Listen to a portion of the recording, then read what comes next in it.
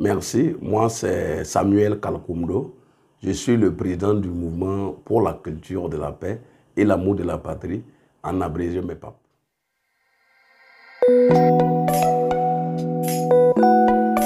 À l'instar de tous les Burkinabés, nous avons en tout cas été surpris, si on peut le dire, sinon on sentait déjà des incompréhensions au sein du MPSR. Et voilà que le dénouement, donc, c'est le renversement donc, du lieutenant-colonel Paul-Henri Sandaogo Damiba par un de ses compagnons, donc, qui est le capitaine Ibrahim Traoré. Donc, à travers ces déclarations, on a dû comprendre que la vision qui était donc fixée, le MPSR, avait été détournée donc, par le président Damiba et qu'il fallait corriger. Et il a cité en tout cas, ce que nous avons bien entendu, les raisons qui ont prévalu donc à ce coup d'État. Bon, en fait, il faut se dire que c'est devenu comme une coutume. On l'a vu au niveau de la transition de 2015, à l'issue donc des assises en son temps, on avait désigné le président Michel Kafando et on l'avait investi. Ça a été le cas aussi pour Damiba. Et je pense que c'est une forme de continuité.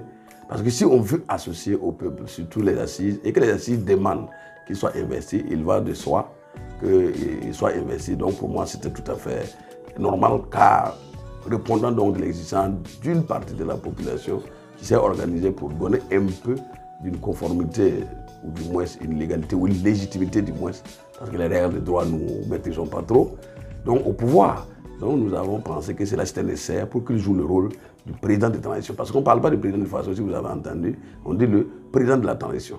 Les hommes et les femmes sont réunis pour désigner celui qui va diriger la transition et leur choix est porté donc sur le capitaine Ibrahim Traoré qui a conduit donc le coup d'État du 30 septembre 2022.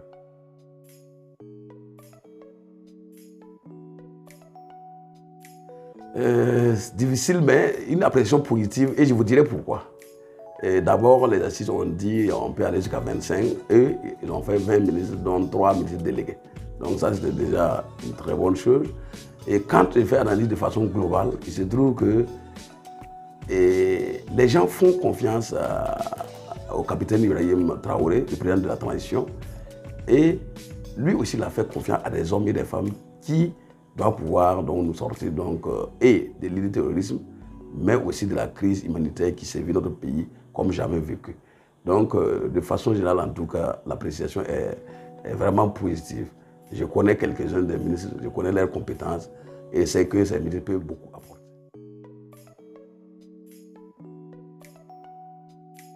Bon, moi, ce que j'aimerais que les Burkinabés comprennent, c'est que la preuve est qu'après le coup d'État, ils n'ont pas changé le nom. Donc, c'est-à-dire que c'est les MPSR qui continuent. Or, ceux-mêmes qui ont conduit le coup d'État pour mettre Damiba, ce sont les mêmes. C'est sûr que le capitaine Ibrahim Traoré, vous l'aurez remarqué à la télé le 24 janvier, c'était eux qui ont conduit le coup d'État pour installer donc, le lieutenant-colonel Paul-Henri Sandaogo Damiba. Il va sans dire que, c'est-à-dire que parmi les ministres même de Damiba, il y a leurs propositions. C'est-à-dire qu'il y avait des ministres qui avaient été proposés sûrement par le capitaine Ibrahim Traoré. Maintenant que lui est président et qu'il connaît leurs compétences, si on fait confiance au capitaine Ibrahim Traoré, il va falloir qu'on fasse confiance à l'ensemble de son gouvernement, y compris ceux qui étaient là-bas. Parce que les gens détestent la façon dont Damiba avait détourné l'ambition du MPSR. Mais ce n'est pas les membres de l'équipe du MPSR qui, individuellement, même si vous rentrez, vous allez voir que chacun avait des comportements différents. Et qui mieux que Ibrahim Traoré, président de façon actuelle, président de la transition actuelle, pour connaître cela? Parce que pour moi, peut-être ces ministres même avaient été proposés par lui. Donc, c'est tout à fait normal qu'il propose ceux qu'il connaissent et qu'il pense pouvoir apporter quelque chose de rapide. Parce qu'il faut aller jamais. Si tu vas proposer d'autres que tu ne connais pas. Parce que quand j'écoute les gens, les ministres en dehors des anciens ministres là, ils ne les connaissaient pas. Il a eu confiance en leurs compétences. Donc pour moi, je ne vois pas de problème. Je trouve que les gens, bon, c'est normal, hein, les gens opinent pour rien. C'est-à-dire qu'ils ont raison d'opiner, mais qu'ils fassent confiance parce que ces ministres-là avaient été proposés au moment où le capitaine Ibrahim Traoré, qui est maintenant président de transition, était membre partie intégrante du MPS.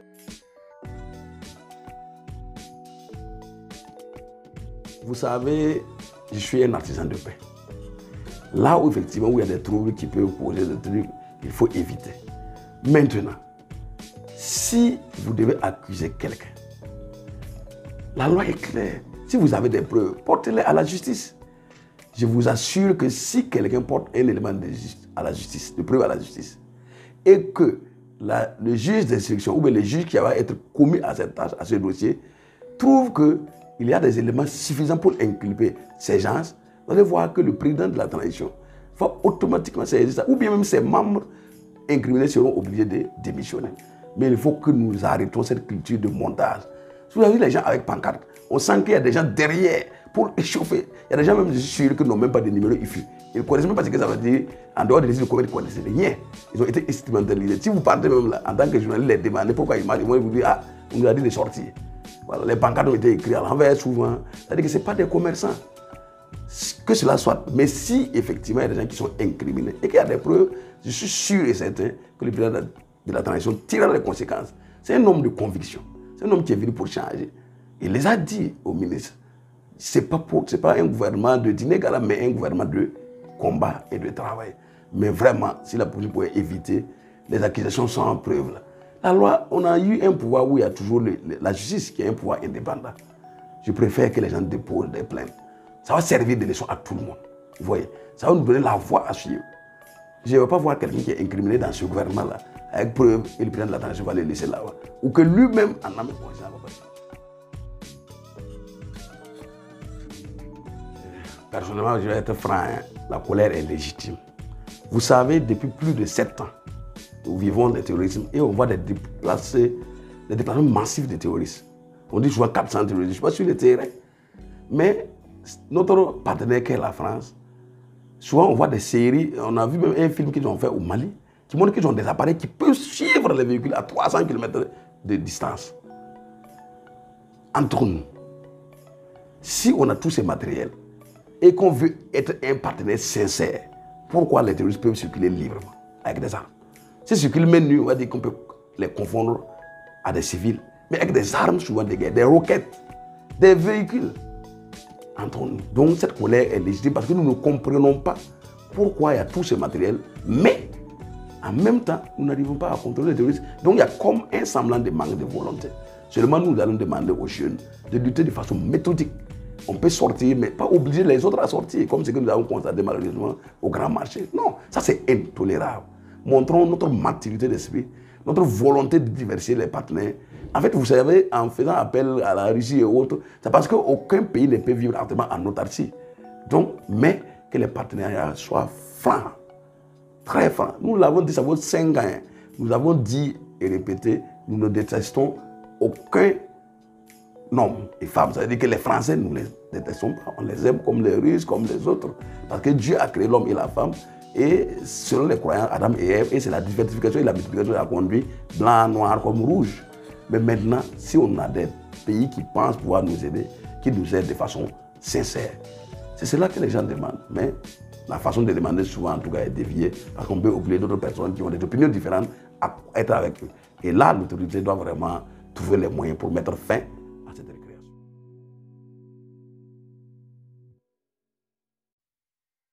Merci beaucoup. Vraiment, vous l'avez toujours. C'est une fierté pour moi, en tout cas, qui, depuis plusieurs années, conduit et souhaite que les VDP soient surtout accompagnés, parce qu'il ne faut pas les recruter et laisser. L'appel que nous avons est qu'il faut être clair. Personne ne viendra sauver notre propre pays pour nous-mêmes. Tous les pays, les puissances, que ce soit la Russie, la France, l'Angleterre, les États-Unis, la Chine, le Japon, occidental ou pas, qui vont venir nous aider, c'est en contrepartie de quelque chose.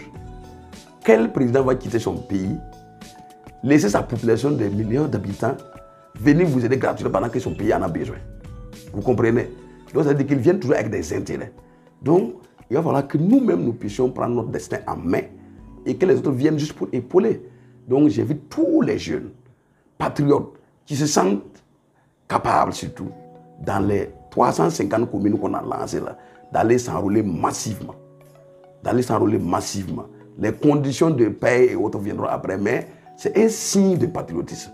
Si nous ne nous enrôlons pas, nous ne devons plus être capables de sortir, crier, franc, dégage, quoi, dégage. Parce qu'on a donné l'opportunité aux jeunes de montrer leur patriotisme, leur volonté. Parce que quand on vient tuer, on ne sait pas qui est pro-français, qui est pro-russe. Et quand on récupère les villes, la jeunesse sera sans avenir, puisque ça sera dicté par une loi, menée par des hommes sans foi ni loi. C'est ce que nous allons lancer, tous les jeunes. Mais en réalité, au-delà des jeunes, nous allons demander à tous les chefs coutumiers, les chefs de terre, les religieux, de faire tous les sacrifices nécessaires dans leur village, dans leur zone. Demander à la terre libre du Burkina de nous protéger de cette théorie. C'est possible. Nos parents l'ont fait et ça a marché. Tous ces grands qui disent guérisseurs, marauds d'échecs, qui prient, qui montrent leur puissance, c'est le moment pour eux de former, de prier, de faire tous les sacrifices nécessaires au profit des VDP, au profit des forces de défense et de sécurité. Là, après la Russie dit qu'ils sont puissants, nous allons croire. Mais si nous avons ces puissances et qu'on ne les met pas à la disposition des VDP et des forces de défense et de sécurité, après il ne faut plus venir dire que tu es capable. Parce que c'est le moment actuel là qu'on a besoin de vous. C'est-à-dire que jeunes femmes qui peuvent être engagées auprès des VDP, vieux, chefs coutumiers, religieux qui ont des puissances de prière où Dieu a donné des dons, vous devez les utiliser pour les VDP et les FDS. Maintenant, tous ceux qui d'une manière ou d'autre ne peuvent pas s'enrôler doivent mettre leur bien matériel, leur savoir au profit donc de cette brigade de veille patriotique. C'est-à-dire qu'en quelque sorte, chaque Burkinabé peut contribuer à sa manière. Et vous allez voir que nous allons vaincre le terrorisme clair et net. Et que chaque Burkinabé aussi dise aucun esprit de mal ne passera par moi pour détruire notre Burkinabé. Parce que les terroristes viennent, on ne signale pas ou on a peur de signaler, mais à la fin, ça nous bouffe. Donc, si personne ne passe par un de nous pour tuer notre Burkinabé, ils viendront, mais ils vont trouver qui pourrait mettre des armes. Et là, la victoire sera certaine. Ne regardons pas la couleur politique de quelqu'un, la religion de quelqu'un, l'ethnie de quelqu'un. Non, nous n'avons qu'une seule nation que nous devons sauver, parce que notre nation est en péril pour la population actuelle, mais surtout pour la génération future.